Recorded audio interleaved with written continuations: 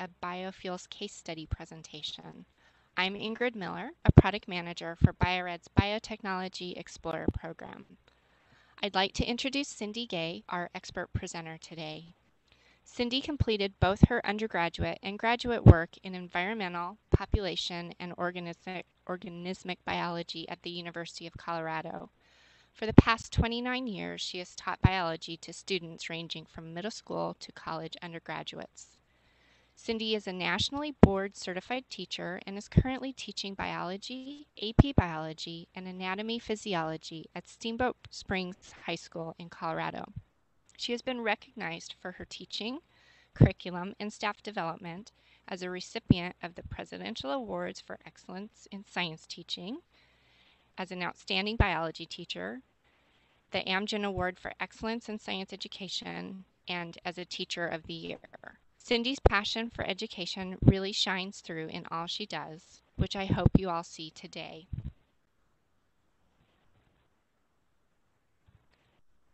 If you have questions during today's presentation, you can submit them to the presenters via the text chat. We will try to answer as many questions as possible at the end of the presentation. Just a reminder, this webinar is being recorded and we will send it out to you after the event. Thank you, and I'll hand it over to Cindy now. Thanks, Ingrid, and thanks to all of you for joining me today to talk about a subject that I love. Proteins and protein enzymes rule the living world and play a key role all year long in my biology and AP biology classes. In this webinar tonight, we'll talk about why it's important to teach enzymes, enzyme function, regulation, and STEM applications, STEM meaning science, technology, engineering, and mathematics. Biofuels as a case study to explore enzyme activity. We'll look at some hands-on labs for teaching enzymes, and again, as Ingrid mentioned, we'll provide time for questions at the end of the webinar. But please remember, as questions arise, please enter them as text chat. So why teach enzymes? Enzymes are clearly present in national and state standards. They feature prominently in the AP and IB exams, and they're an important concept in college classes like general biology, chemistry, and biochemistry. Enzymes spiral throughout a biology curriculum, making appearances all year long, both within a single course as well as throughout a strong secondary and post-secondary education. And best of all, enzymes provide great opportunities to incorporate best teaching practices. There's great stories about enzymes and the substrates they catalyze. There's stories about careers and women in science, like Maud Menton, who we'll meet later in this talk. They help highlight overarching themes like structure and function, unity and diversity, response to stimuli, and homeostasis, all throughout a spiraling curriculum. They provide opportunities to talk about current issues, decision-making, and bioethics. Enzymes can also provide hands-on, highly visual inquiry lab experiences, like AP Lab 2. They provide a context to discuss the nature of science and the importance of an interdisciplinary team approach to problems. So in preparing for this webinar, I did a quick scan through my AP biology curriculum to see just how often I did mention enzymes throughout the year. And so here's an abbreviated list. Enzymes appeared when we studied biochemistry, looking at protein structure, chemical bond properties, and enzymatic reactions. In cell biology, enzyme regulation, and enzymes appeared in cellular energetic studies and metabolic pathways. When we looked at genetics, enzymes were present looking at the central dogma, in gene regulation, in molecular biology and biotechnology. In physiology, enzyme function plays prominent roles in digestion and neurotransmission, as well as signal transduction and disease. In evolution, thermophilic life forms, such as those whose enzymes became the inspiration for PCR, came up often, as well as mycorrhizal fungi and its relationship with plants and its facilitation of their movement from plants from water to land. In environment and health, we look at biogeochemical cycles. Enzymes play a prominent role in the carbon cycle and the nitrogen cycle, as well as in biofuels. In inquiry, there's all kinds of experimental design and controls for enzymes, PCR, restriction enzymes. So pretty much overall, enzymes are ubiquitous, emphasizing those cross-disciplinary connections and lab techniques. So now let's take a look at why enzymes are so amazing. Living organisms are basically biochemical factories, dependent upon the rapid formation and breaking of chemical bonds. Normally, uncatalyzed reaction rates are slow. Carbon dioxide hydration to carbonic acid occurs roughly at 200 molecules per hour. If we add an enzyme, that rate goes up to 600,000 molecules per second. If you want to increase the likelihood of a chemical reaction, you need to do two things. First, either increase the number of collisions by increasing the temperature or increasing the reactant concentration. Neither one of these is good for living systems because it speeds up all reactions, not just the desired ones. You can also add a catalyst, a substance that enhances the rate of chemical reaction, but's not permanently altered or consumed by the reaction. Now there's two types of biological catalysts: enzymes, which are catalytic proteins, and ribozymes, the subject of Tom Cech's Nobel Prize-winning discovery. Those we're not going to discuss here this evening. Some important properties of enzymes include the fact that they increase the rate of reactions. Increases of 10 to the 7th to 10 to the 9th are not uncommon. Reactions can occur in micro to milliseconds. Enzymes are highly specific, and side products are rarely formed, unlike inorganic catalysts. And finally, regulation is important, and it's possible because of their large and complex structure. In living systems, enzymes are found suspended in the cytoplasm. For example, glucokinase or hexokinase, which is the first step in glycolysis, shown here as a space-filling model and as a ribbon model. Enzymes are also found embedded in cell and organelle membranes as integral proteins. For example, surface receptor proteins, electron transport and ATP synthase enzymes in the mitochondria. In multi-enzyme complexes, we can find enzymes working together. For example, pyruvate dehydrogenase, which is the yellow enzyme here in the picture, it controls entry to the Krebs cycle, is found in a complex with two other enzymes, the red and the green, for a total of 60 subunits. Now, there are several advantages to grouping enzymes into complexes. Since the reaction rate is limited by the frequency of collisions, in a series, the product of one reaction can be delivered as the substrate to the next enzyme. Second, it further decreases the possibility of unwanted side reactions. And finally, all reactions of the complex can then be controlled as a unit. Early classification of enzymes was actually fairly arbitrary. Enzymes were usually named at the whim of the discoverer, and often the name didn't even provide a clue as to its function, for example, catalase. And there were often multiple names for the same enzyme. At the time, enzymes were often named by adding ase to the end of the substrate. For example, sucrase hydrolyzes sucrose. The International Union of Biochemistry instituted a systematic naming scheme. Enzymes are now classified or named according to the type of chemical reaction they catalyze. The name consists of a 4-number classification, a 2-part naming scheme, and a recommended name, often a shorter version of the systematic name. So for example, glucose 6-phosphatase is the 4-number system is 4.1.3.9. Its common name, glucokinase or hexokinase. 6 categories of enzymes are commonly recognized. Oxoreductases transfer electrons in redox reactions. For example, luciferase, which gives fireflies their glow. Transferases transfer functional groups from donor to receptor molecules. For example, hexokinase, step 1 in glycolysis. Hydrolases are our most familiar category. They break bonds by adding water. For example, cellobiase, which is going to be the function or feature prominently in our webinar later. Lyases add or remove groups to make or break double bonds. For example, pyruvate decarboxylase, which is step 1 of 2 in alcohol fermentation. Isomerases cause intermolecular rearrangements into a new isomer. For example, glucose 6-phosphate isomerase, which occurs in step 2 of glycolysis. And finally, ligases create bonds between two substrate molecules. DNA ligase is probably our most familiar example here. But now we get to the really cool part.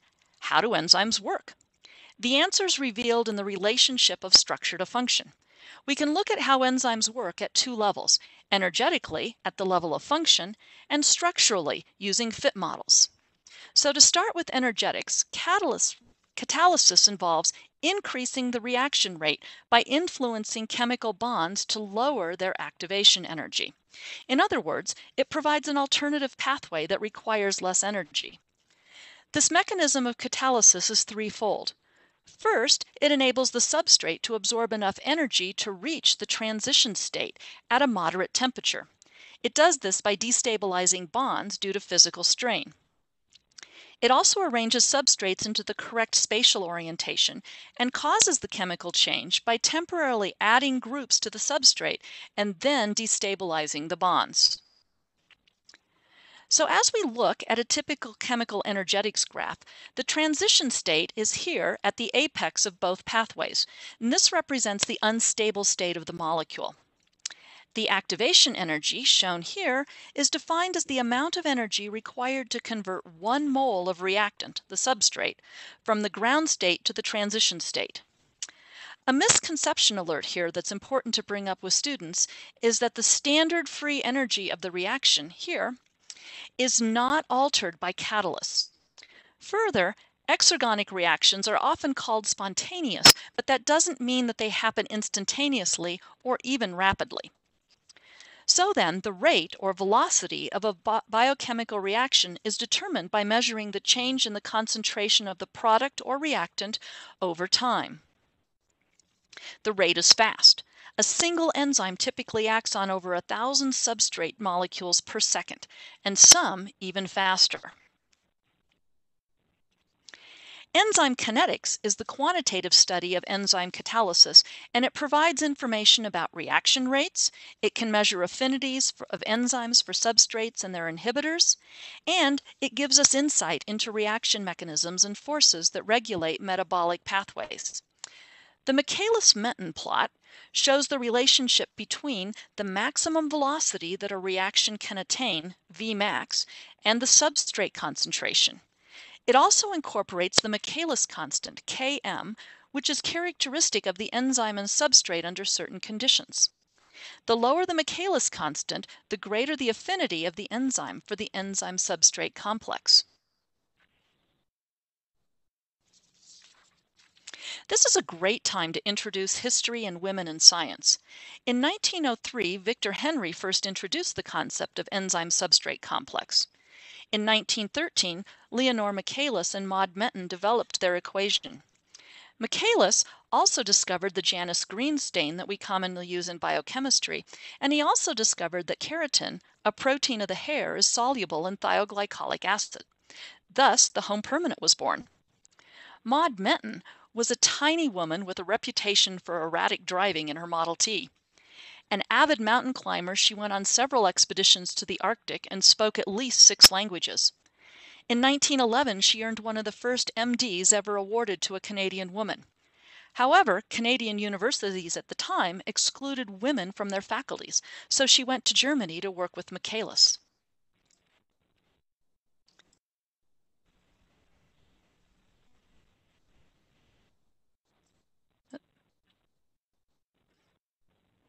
And I'm having trouble getting the slide to appear.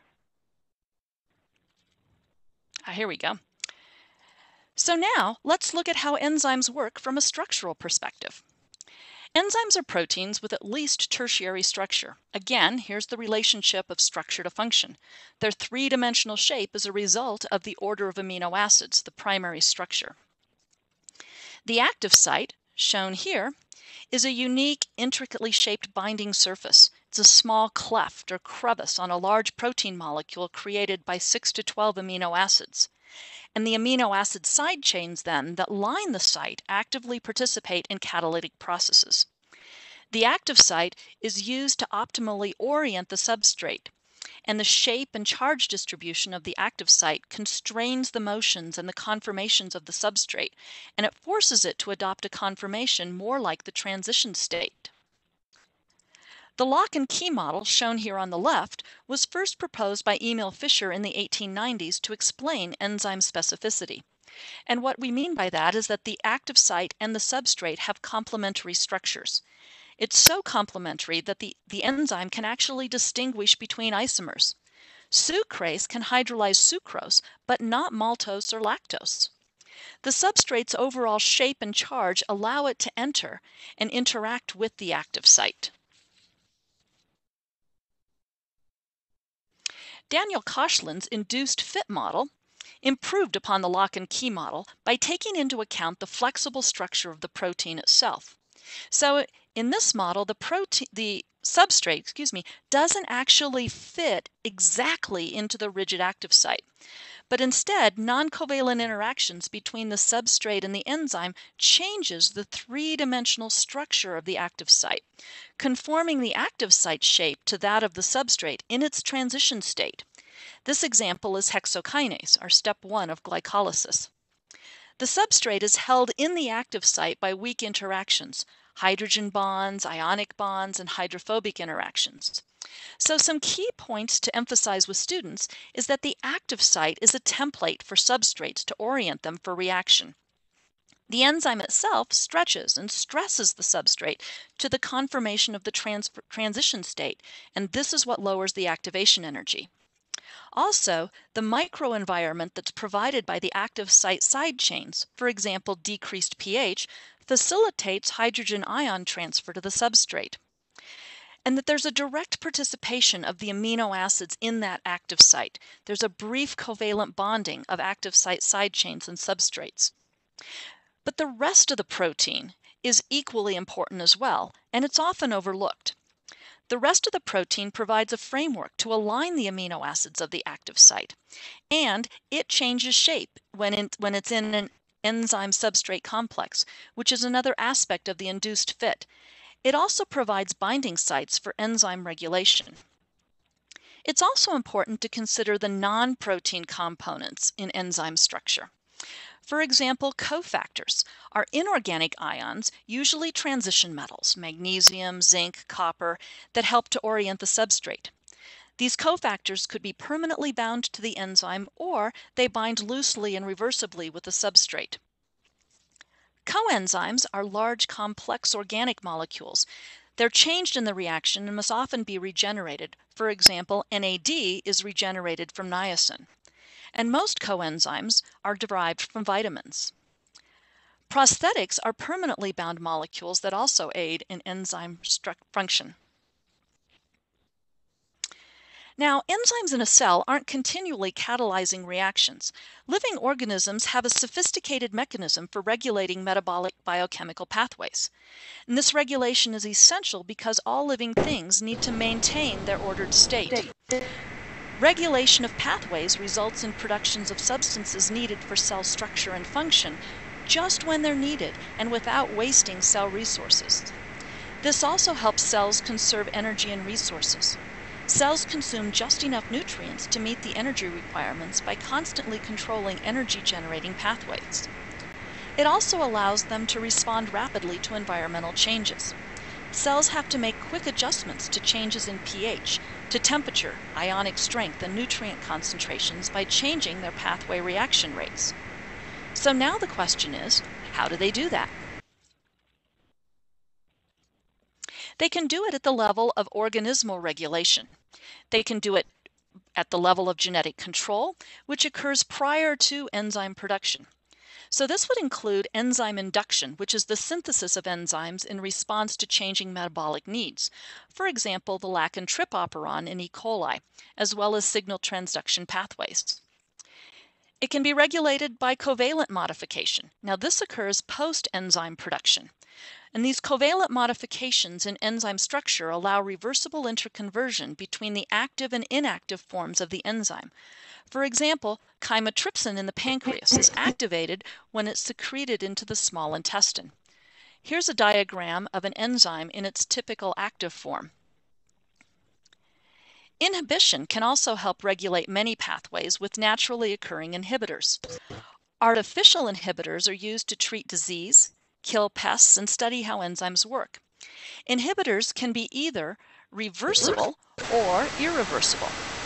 Irreversible involves covalent binding of the inhibitor to side chains at the active site, and that permanently inactivates the enzyme, shown here in the lower left. For example, DIPF is a nerve gas. It permanently inhibits acetylcholinesterase. It was used in the 1995 sarin attack in a Tokyo subway.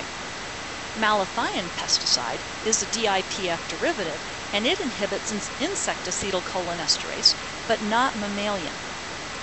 Now, reversible inhibition, the inhibitory effect can be counteracted by increasing substrate concentration or removing the inhibitory compound.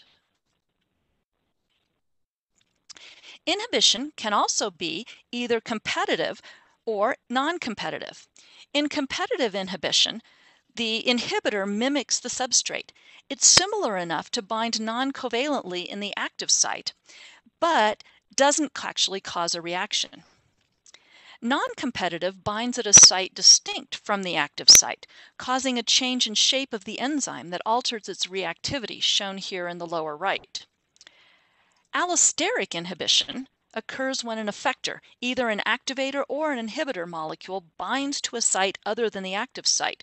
It also induces the enzyme to change its shape between the active and inactive forms. Finally, enzyme regulation can also be achieved by compartmentalization. This compartmentalization is created by the cellular infrastructure, and it facilitates control by separating competing reactions and creating diffusion barriers. It keeps the concentration of the substrate and the enzyme high, which is important for those multi-enzyme complexes. It also provides damage control by isolating potentially toxic reaction products.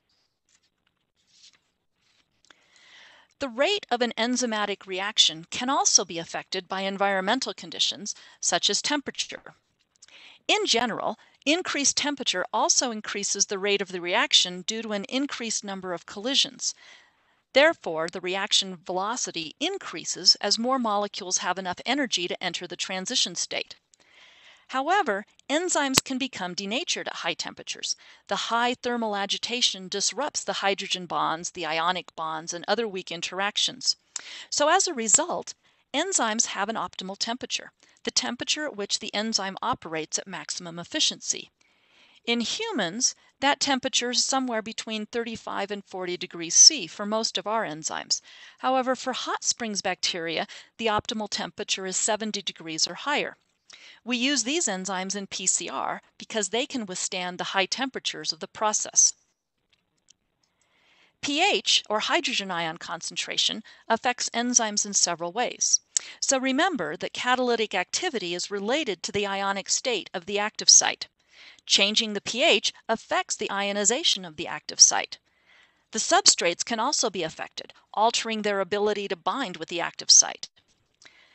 These changes in the ionizable groups can change the whole three-dimensional structure of the enzyme, thus denaturing it.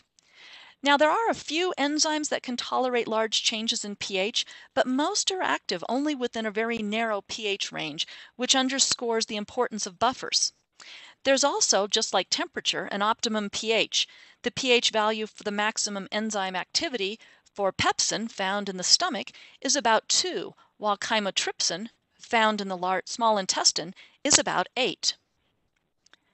Salinity works similarly to pH by changing the charge of the side chains in the active site. Substrate and enzyme concentration changes can both increase the initial rate of reaction, but they don't influence the final equilibrium. Substrate concentration determines just how fast the enzyme can find and bind to the substrate. Increasing the substrate concentration increases the frequency of finding the active site until all the active sites are full or saturated, and so therefore the initial rate is higher. If we increase the enzyme concentration, similarly, we're going to cause the initial rate to be higher. However, with enough time, the same amount of product is formed, which is limited by the amount of the substrate.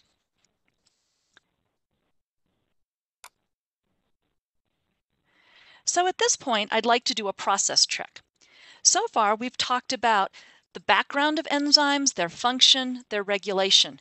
And before we go on to talk about the applications of enzyme, I want to remind you to send your questions via text chat. And I also want to remind you that this presentation will be available to all participants. It's being recorded, and we'll send out an email with a link to this recording and copies of the slides. So now let's talk about applications of enzymes. Many processes important to health, technology, and society involve enzymes and their regulation. And these real-world case studies provide relevant context to the study of enzymes and provide even more great stories for your lessons. Diagnostic medicine uses enzymes such as LDH, lactate dehydrogenase, that leak from damaged heart tissue in the detection of heart attacks. In medical treatment, antibiotics use inhibition to decrease or completely eliminate the activity of specific enzymes used in bacterial cell wall formation. The most effective AIDS treatment is a multi-drug therapy that uses protease inhibitors to prevent formation of new viruses. In pharmacogenetics, we use restriction enzymes in the creation of plasmid vectors in bacterial transformation to produce human insulin. In industrial applications, it's important to inhibit enzyme activity in food preservation and in developing effective poisons, such as the malathion example we discussed earlier. Consumer products, such as laundry detergents and cleaning products, accounts for about 1/4 of all commercial enzyme applications.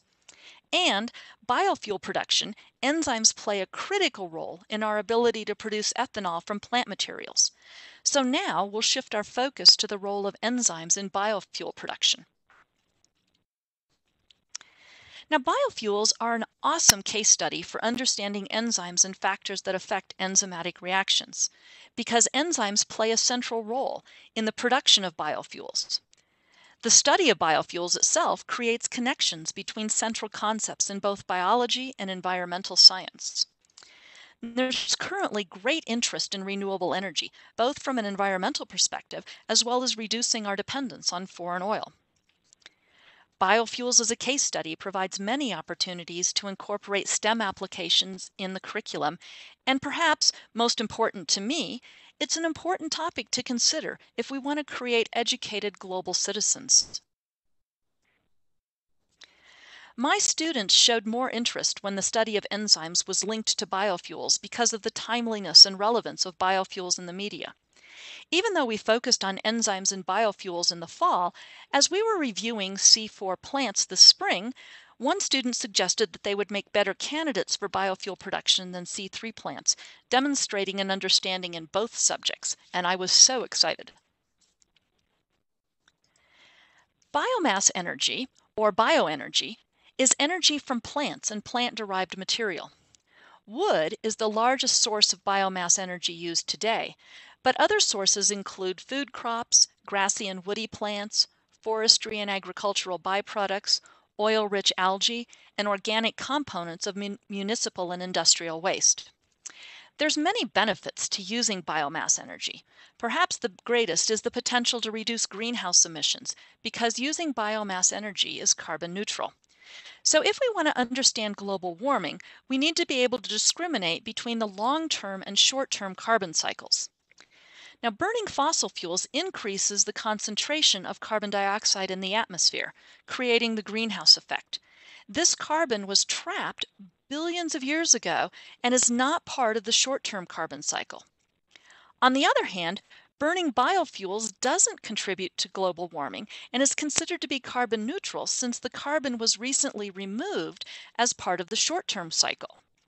However, we have to also consider the fossil fuel used to grow and process the biomass.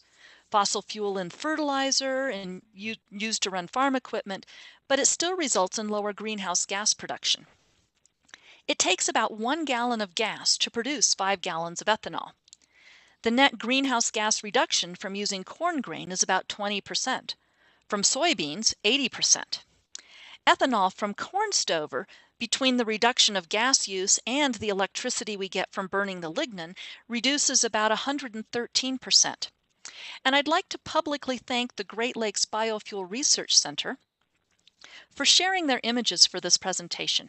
They have a wealth of background material as well as some really great teacher and student resources. And I'll provide their contact information at the end of the webinar so that you can take advantage of their extensive resources. So as we continue to look at the benefits of using biomass energy, as we said in the last slide, it was carbon neutral. It also helps support U.S. agricultural and forest industries, as well as reduce our dependence on foreign oil. Petroleum, diesel, and gasoline consist of literally hundreds of different hydrocarbons, including many that are toxic: benzene, toluene, xylene. They produce carbon monoxide, nitrous and sulfur oxides, and particulates. Biofuels can reduce these emissions and are used as fuel oxygenates, and they increase the completion of combustion, which reduces carbon monoxide. Vehicles can actually run on 100% ethanol. For example, all the city buses in Brazil run on pure ethanol. Many cars can also run on E85, which is about 85% ethanol. For example, the Ford Explorer, the Toyota Tundra, and the Saab 9-3. Bioethanol is alcohol made from fermenting sugar. So here's a great curricular tie to anaerobic cellular respiration. Bioethanol can be used to fuel cars in its pure form, but it's usually used as a gasoline additive to increase octane and improve emissions. From their studies of cellular respiration, students should be able to recall that the starting molecule of fermentation is glucose. Sources of glucose in plants are sugar, starches, and cellulose. In the first generation of biofuels, the glucose source for ethanol production came from sugar, primarily from sugarcane and beets, or from starch crops, grains including corn, primarily food crops. Now, ethanol production from sugar is about as simple as it gets, using fermentation that we've learned about in cell respiration. A second step, though, using heat or enzymes, is needed to hydrolyze starch and sugars into glucose, which can then undergo fermentation to ethanol. So here are some more great curricular ties both to macromolecules and hydrolytic enzymes like amylase, which break down those alpha linkages between glucose molecules. Amylase and starch labs demonstrating this process have been a long-term staple in most biology classrooms.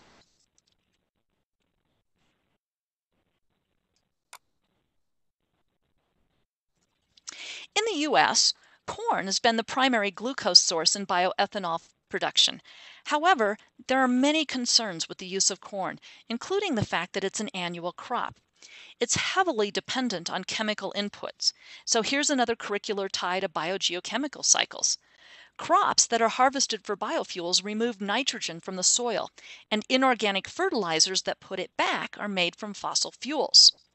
Nitrogen-based greenhouse gases are up to 300 times more potent than carbon-based greenhouse gases.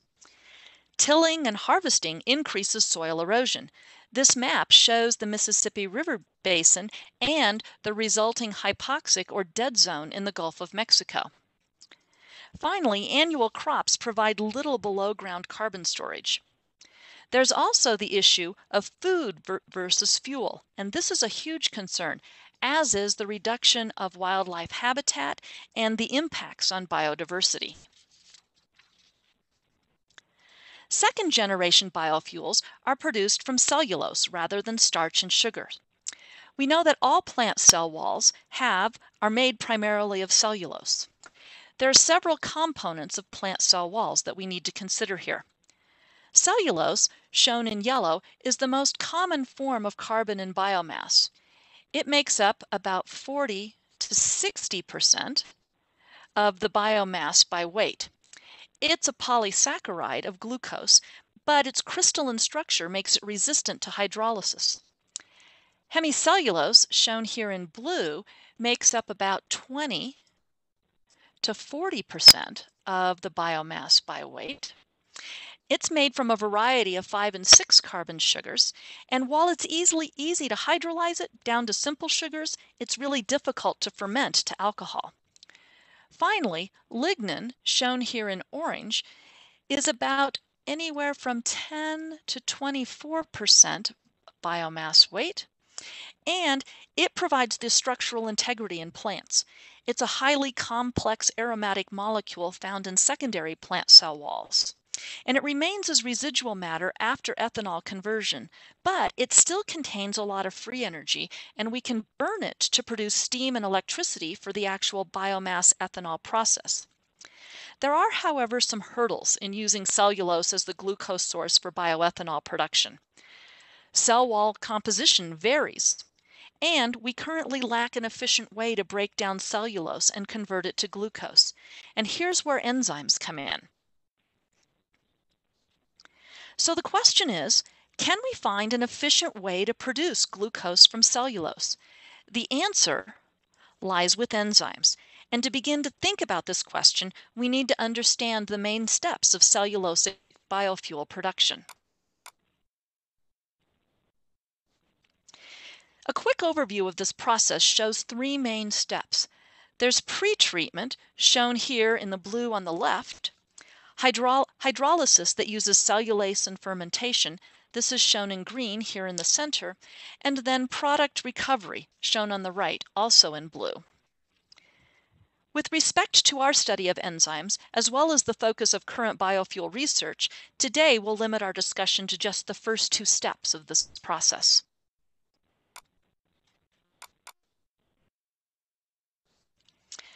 So the pre-treatment step first requires size reduction. We need to do that for easier handling and to increase the processing efficiency. So agricultural residues are ground up and forest products are chipped.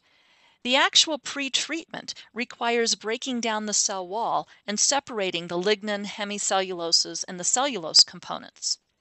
The hemicellulose fraction is then broken down into simple sugars like xylose, arabinose, and galactose using heat, acid, and enzymes. This pre-treatment process is analogous to mechanical digestion in the mouth, while the hydrolysis and fermentation processes are analogous to chemical digestion.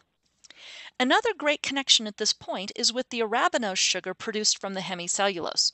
So recall that arabinose is used in the operon system in the piglo bacterial transformation. Hydrolysis is a chemical reaction that converts complex polymers to monomers. In this case, we're going to convert polysaccharides to simple sugars. Here's another great opportunity to underscore the importance of structure in biological processes. Humans can digest starch, but not cellulose, even though they're both polymers of glucose. So why is that? Well, starch is a polymer of alpha-glucose monomers, while cellulose is a polymer of beta-glucose monomers. The difference is easily seen if you follow the oxygens in the carbon rings. So here we follow the oxygens in the starch, in the alpha-glucose, and down below, if we follow the oxygens, we see a very different pattern. This simple difference means that we have to require different enzymes for hydrolysis. Recall that hydrolysis of cellulose is a really difficult step because of its crystalline structure. Cellulose molecules are attracted to each other by hydrogen bonds, creating microfibrils made of 60 to 80 individual strands of cellulose. We can hydrolyze cellulose to glucose using a variety of beta-glucosidase enzymes. The one that we'll be interested in today is cellobiase. It's also known as beta-glucosidase. It breaks the disaccharide cellobiose into two glucose molecules.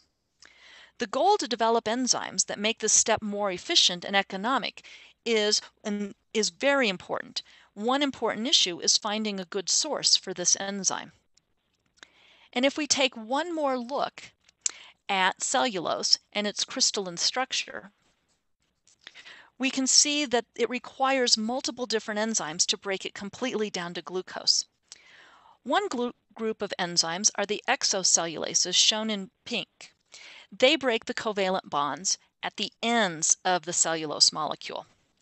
Another group are the endocellulases, shown in red, that break the internal bonds of cellulose here. And finally, the final group are the cellobiases, shown in green. They break the dimer cellobiose into individual glucose molecules. This enzyme is going to be very important in our upcoming lab. So, to find a good source for the various cellulase enzymes, we need to go bioprospecting. If we can find and study organisms that produce this enzyme, we can make the biofuel process more efficient and more economical. So, some additional considerations that we have to include are the issue that the industrial hydrolysis often requires high heat or extreme pH, which denatures many enzymes. So how do we find and engineer enzymes to withstand these conditions? We can look for enzymes, bacteria or fungi, that live in similar environments, hot springs, acidic bogs, or alkaline soda lakes.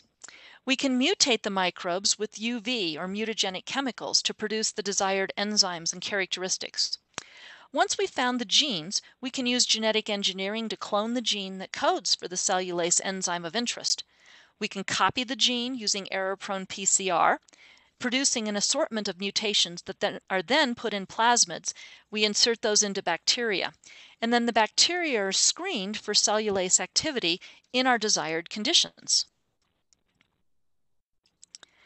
Now there's a myriad of labs for teaching about enzymes. For the past 20 years, I've used the traditional AP Lab 2, the hydrogen peroxide and catalase titration lab, to test enzyme reaction rates in my AP Bio classes.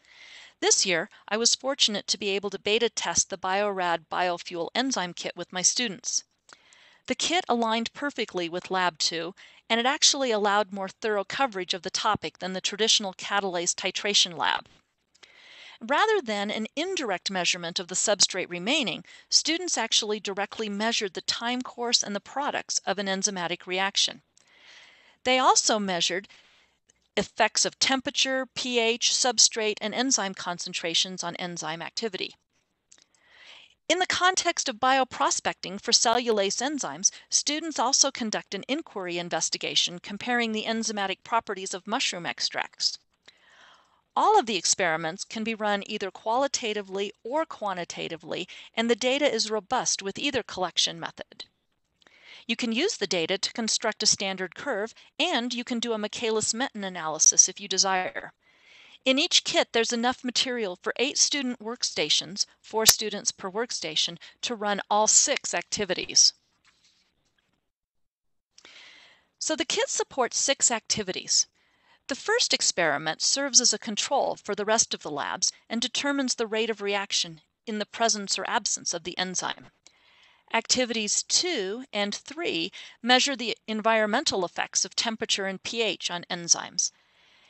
Activities 4 and 5 examine the effects of enzyme and substrate concentration on reaction rate.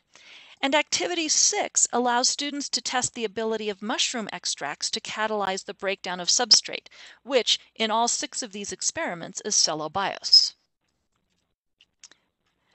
So recall from our earlier discussion that cellobiose is a dimer that's hydrolyzed between the 1,4 linkage into cellobiase, producing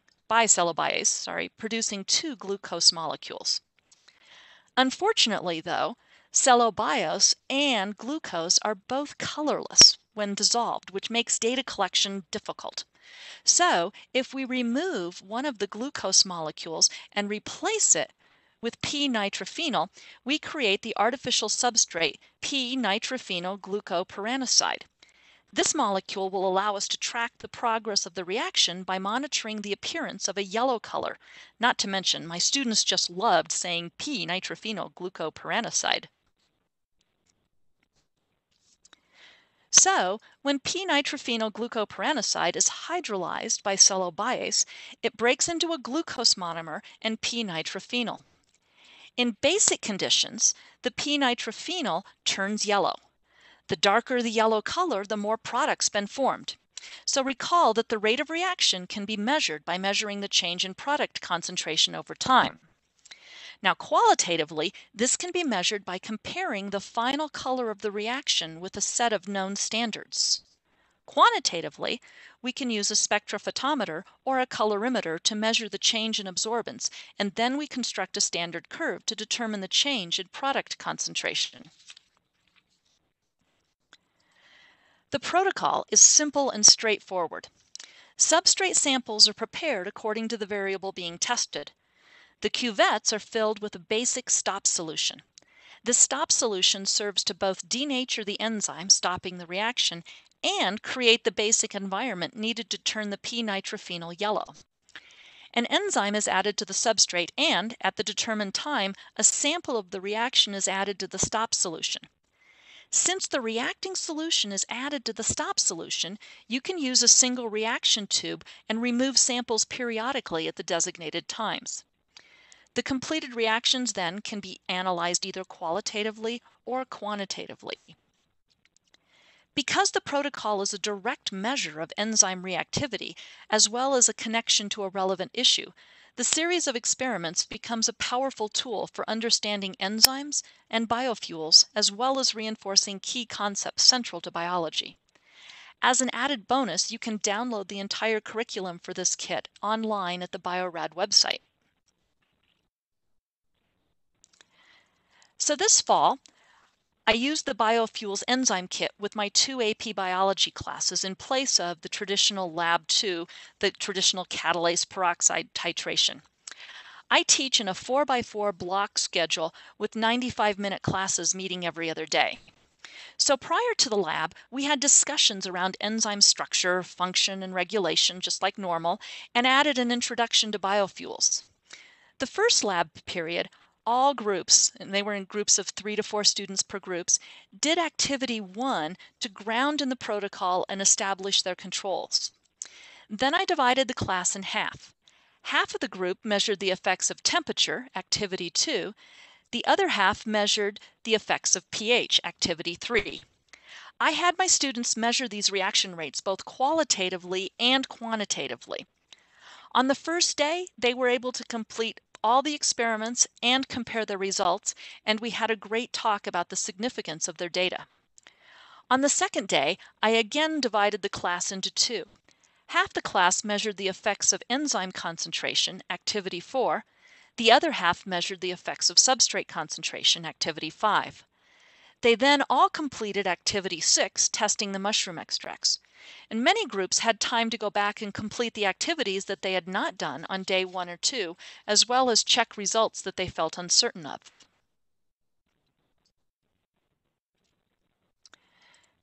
So perhaps my biggest aha from using this protocol was that students were really able to focus on the content rather than the protocol itself. Because the protocol was so simple, I heard students discussing enzyme properties and the effects of variables on reaction rates, rather than asking each other, hey, what do I do next? They were able to complete the labs in a timely manner, and they redid activities that they felt did not produce reasonable data. And because they were focusing on content, they were able to discriminate what was reasonable data and what wasn't. The data generated rich discussion among the students, not only about enzymes and the rates of catalyzed reactions, but also about biofuel production and industrial applications of science. Throughout the course of the year, the ideas and the concepts that were introduced by these lab activities have reemerged. Not only was it a highly visual experience that resulted in really deep understanding of enzymatic reactions, but with the increasing frequency of both enzymes and biofuels in both the class and the popular media, it's continued to resurface the conversations that we started in the fall. And so now at this time, I'm going to turn the presentation back to Ingrid, who will share some resources as well as a special offer with you. Thank you, Cindy. Before we answer questions, I'd like to let you know that there are several resources available to you regarding enzymes and biofuels. These will be sent along to you with the playback of the webinar in a few days. Also, we'd like to extend a special offer to each of you. When you purchase the new Biofuel Enzyme Kit, you can receive a free P1000 Classroom Digital Micropipette over a $100 value. Please contact us at biotechnology_explorer@bio-rad.com to receive your quote for this special offer. Also, at the end of this session, you will have the opportunity to complete the exit survey to give us feedback on this session and share other topics you'd like to have us present. Now I'd like to open the floor to questions. And I'll read the questions as they come in and to the text chat, and Cindy will answer them. So the first question I have is biofuels from corn, let's say, reduces the available corn for animal feeds, thereby driving those costs up. Wouldn't algae be a better source? And so the answer to that is perhaps, although there's definitely some issues. Right now, we know how to produce bioethanol from the corn kernels, which is the issue of food. Many research centers are still working on how to actually efficiently and economically extract ethanol from cellulose by breaking it down. And also, the algae itself requires a lot of water to grow, as well as being bioengineered, and there's a lot of concern out there with GMO as well.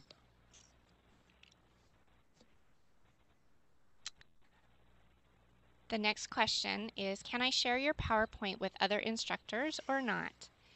And I can go ahead and answer that one, Cindy, if you don't mind. Yes, please do share the PowerPoint. And they're also editable, so you can take content and use it for your own presentations in the future.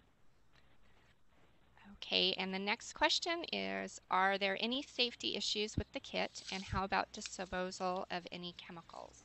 And I'm going to pass that question to Michelle Gilbert, the R&D scientist who developed the kit and understands more than we know. Hi, it's an excellent question. We can't tell you specifically for every state and location on how to dispose of chemicals because that is state specific. But some basics are that we don't have anything below pH 5 or above pH 9.5. So no super strong acids or super strong bases.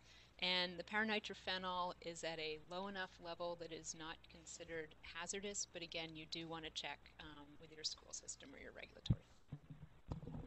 Okay, thank you, Michelle.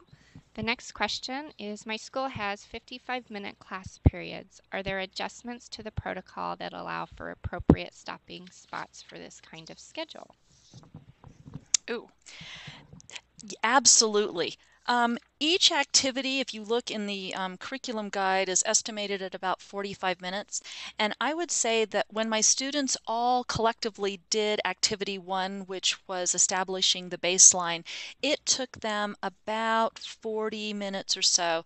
And then once they were feeling comfortable with the curriculum, they probably completed the other activities anywhere from 20 to 35, 40 minutes, depending upon the proficiency of the lab group. So you could easily break this up into 40, 45-minute sections. You could also, if you don't want to take 6 40-minute class periods, you could also divide the class up and have part of the class doing one activity, for example, temperature, and another group doing pH, and then compare and pool data that way. Next question. You did not explain how the mushroom extracts were used in this exercise specifically. Could you elaborate a bit on this? Do you provide the mushroom extracts, or do we go shopping and provide our own? Oh, that's a great question. So the mushroom extracts are not provided. You should buy your mushrooms sources from a grocery store rather than going out and collecting your own mushrooms, because there's lots of pretty poisonous mushrooms out there. When I did this lab with my students, I live in a small mountain town, so we don't have a wide assortment of mushrooms available. And so we used button mushrooms and criminy mushrooms. And one student in a pinch actually brought in canned mushrooms, which actually elicited some really interesting discussions. The canned mushrooms had no enzyme activity, and the students were able to sort of figure out that that was probably due to the fact that the enzymes were denatured from the heat of the canning process. The next question is, how much time does it take 8 lab groups to complete the labs and read their results in the spectrophotometer? I have 50-minute lab periods. And so it would be definitely possible for those 8 groups to do that. You could set it up in some sort of organized system. Once the cuvettes are stopped, the reaction has stopped, and the cuvettes can hold for an indefinite period of time. And you can also have them compare their results qualitatively, because you also prepare a set of standards that students can compare the color to.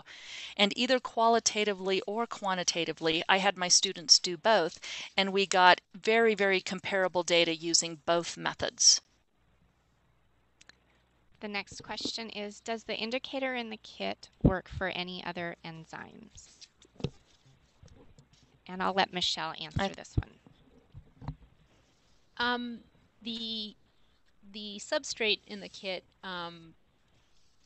would work for any enzyme that's what's called a beta glucosidase enzyme. It's not you can find those in bitter almonds. Some other health supplements claim they have them. We haven't tested it with those, but it'd be a fun experiment for students to test. The next question is, can you use dry mushrooms, or do you get the same result as with the canned? I have not used dry mushrooms, but I know that Michelle Gilbert, the developer of the lab, used dry shiitake mushrooms, I believe, and got great results from them. That is correct. The next question is, going back to the issue on food versus biofuel with corn, what are the problems with using the unedible part of the corn, for example, the husk?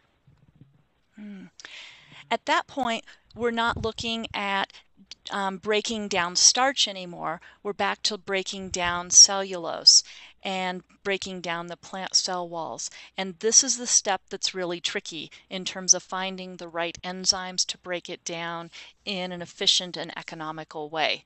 And that would also be true then for the corn stover, which is the leftover stalk of the corn. And so if we can find an efficient way to do that, then we could still use the corn kernels for a food source, either for humans or livestock, and then use the corn stover for biofuel production. Thank you, Cindy. The next question is alluding to, I believe, wondering what your opinion is on the applicability of this topic or this combination of topics for different biology type classes, higher level, low level, or versus anatomy and physiology type classes. I would find both these topics and the labs, they fit really well into my AP biology class, but they would also fit equally well into my 10th grade biology class. My class in my school, biology is a 10th grade level class, and it's full inclusion. So I could have the valedictorian sitting next to a severe needs student. And what I find is that these current topics really help students both at the low end as well as the high end put their hands around some of these more abstract concepts like enzyme kinetics. Depending on the context, I think you could use it in a wide variety of life science classes. The next question is, if there are less than 8 groups, will the reagents keep until next year? And I'm going to let Michelle address this one. The buffers will keep, not a problem there, and the substrate as well, or the standards and the enzyme in the concentrated forms that we give them to you in the lab. The trick is you would need a microbalance of some form. We give you the substrate in powder form, and you'd need to weigh out part of it to reconstitute for the first lab you're using it and the rest for a later lab, because once it's been reconstituted, then it has about a 1 month shelf life or so. Thank you, Michelle. And one more question on the use of corn as a biofuel. In using the corn as a source of biofuel, how much of the corn is used and what is left over that is a disposal issue? So presently, right now, it's primarily the kernels that are used, and then the rest of the stock we're not able to use very well because, again, it's that struggle with breaking down the cellulose. Ideally, if we can if we find efficient ways and enzymes to break down that cellulose, then we can pretty much use all of the plant. And the lignin that we can't break down, that really that provides the structural integrity, actually still has a lot of high energy, and that can be burned